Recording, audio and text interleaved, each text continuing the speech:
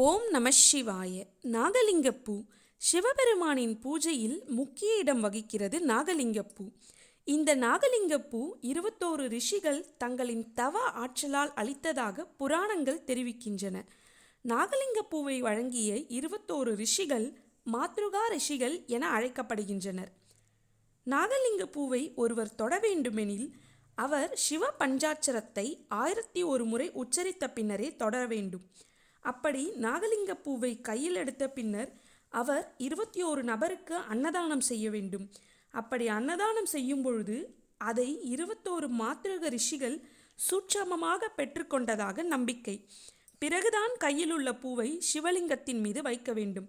அப்படி செய்வதால் மட்டுமே நாகலிங்க பூவால் நாம் செய்யக்கூடிய சிவலிங்க பூஜை முழுமை பெறும், முழு பலன் நமக்கு கிடைக்கும்.